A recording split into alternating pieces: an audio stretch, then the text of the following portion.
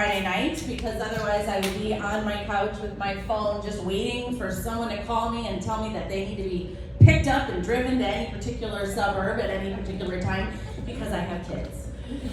I have a 12 and a 15-year-old, so I have a preteen and a teenager. Whew. I'm gonna need a minute. If we could have just a trust tree moment, that would be great. Does everyone know what the trust tree is? It's like a place like couples therapy or group therapy where they the therapists have this construct to sort of make it so that you don't talk about other people's shit outside of it. It's like Vegas. Whatever happens in the trust tree stays in the trust tree. Are we good? Yeah, okay. Oh, that was a terrible whistle. But you can imagine, right? Okay, yeah, I got a preteen and a teenager. And I have to get in the tree because everything I do embarrasses them, especially in public, or immensely irritates them. I never knew I could be so irritating. But here's the newsflash. They too are very irritating, right? My kids' bedroom floors look like a seek and find from Highlights magazine. Do you guys remember those? It would be like, can you find the milk in a glass on the floor? Can you find the underwear on top of a plate of cheese? I can, yes. And my son, I can never understand what he's saying. He walks in the door, he's like, well, first of all, if he had texted me tonight, he'd be like, you gonna pick me up, bruh?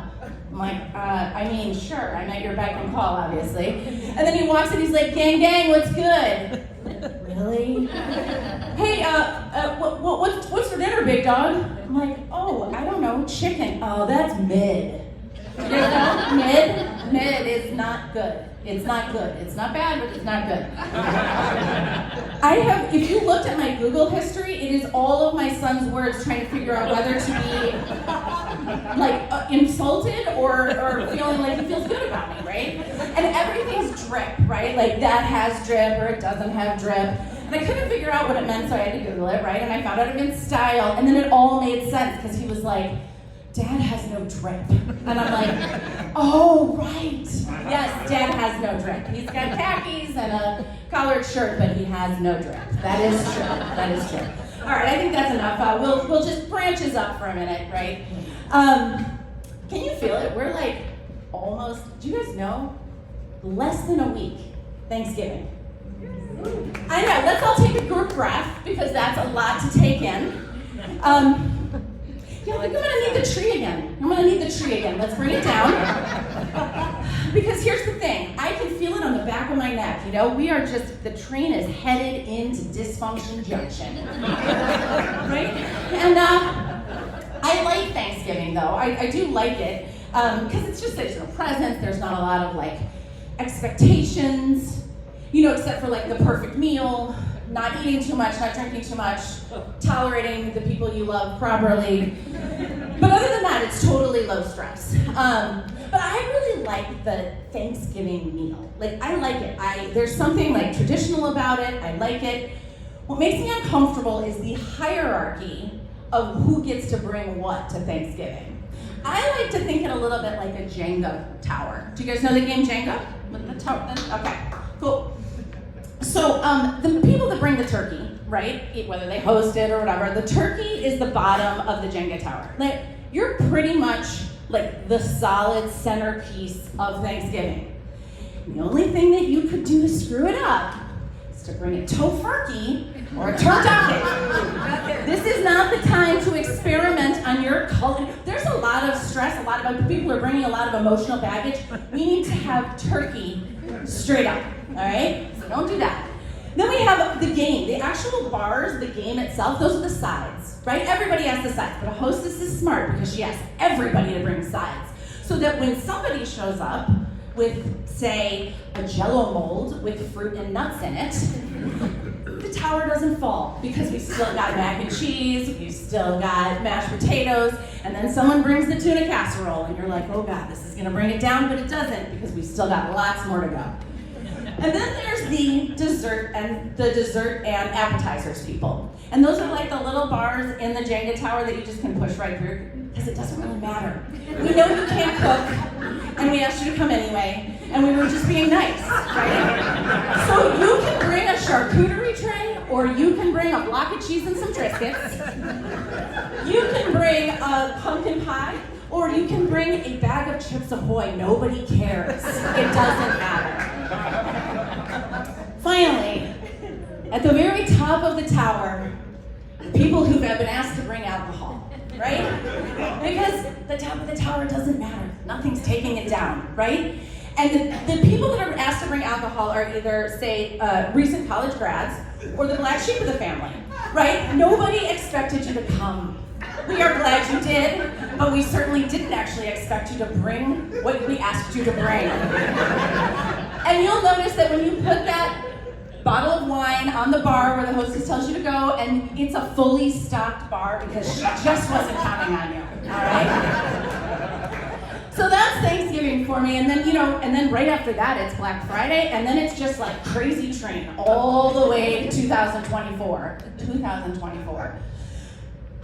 So I think we should just strap in and get ready for it, and we can all get through it. All right, branches up. All right. Thank you. So I've been thinking about marriage a lot lately, actually. I mean, I've been married 17 years, but I'm finally thinking about it. And, oh boy. Yeah, we're gonna bring the tree down again, okay? I've been thinking about it because I'm thinking that we really need to be more specific from the very beginning about what we're actually doing here, right? Like the basic vows are kind of non-specific, right? So, for instance, for better or for worse, then what? I mean, what's the baseline? Like, that's like you guys coming up to me after the show, you're like, that was a show, it was for better or for worse. Who commits to that? I don't even know what that means. And then there's for richer or for poorer. That's a pretty wide range, don't we think? I mean, for richer, I'm listening, sure. But for poorer, are we talking like dumpster diving? Like, I don't know anybody who's signing up for that. I think the writers were just like, oh, I'm gonna sound really rhythmical. Because let's be honest, when we heard that, we were just thinking richer, right? So I'm thinking we should be a little bit more specific from the get-go, right? So for instance, if I was at the altar again, I should probably have said, I will always order a salad and ask you to order fries so I can have one, right? Fair enough. And he probably should have said, I will tell the same joke year 1 as I do year 17, and it will not get funnier. You know what? He also should have said, I will often do the dishes, but I will never wipe off the counters. Just because you can't see it doesn't mean you can't feel it, babe, right? And then, I probably should have said, and truth be told, I probably should have said, I will save our most important conversations about our family or our marriage for that moment when you are trying to fall asleep at night. And I will always be mad when you do. And then he would say, I'm quite sure, you will always want just one more episode when we're binge watching something, and I will fall asleep during it, and you will be mad about that too. And what would have been really great is if he'd been like, you know what? When that middle schooler takes like an American slice of cheese warmed up and throws it on our windshield when we're driving to date night, and I pull over, I'm gonna jump out of the car, I'm going to chase him like Usain Bolt, I'm gonna grab the bike like an episode of Cops and scare the piss out of him until you intervene. And then we will walk back to the car and you will call it street justice. And I will not be impressed. All right. We can do branches up again. Because actually, my husband is a great guy. He's really sweet, right? You know him, he's a great guy. I mean, you guys, his name is Arthur. It's like, there's been some, it's not a real popular name, but there have been some famous ones, right? There's King Arthur. There's Arthur Ashe of tennis fame. There's Arthur Conan Doyle of Sherlock Holmes fame, right? And then, of course, there is Arthur the Aardvark. I mean, side note, have you guys ever seen seen Arthur the Aardvark versus, say, an actual aardvark? I mean, maybe not because you haven't been in a lot of pediatric dentists lately, but I got something to show you. Okay, this is an aardvark. Okay, all right, hold on. This is Arthur the Aardvark. For anyone? Now, what do you think went into this when we were creating this? Besides a lot of alcohol. So I did some research, okay? There was an original picture of him, okay? This is it. I'll put these down.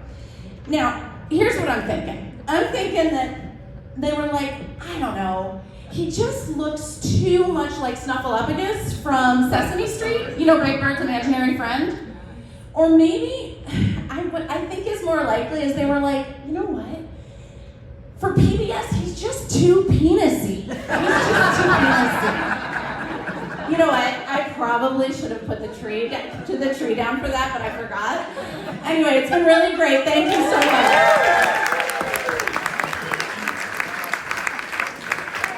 Nicole Stewart, you guys give it up for Nicole. Friends, you know the drill. We got more.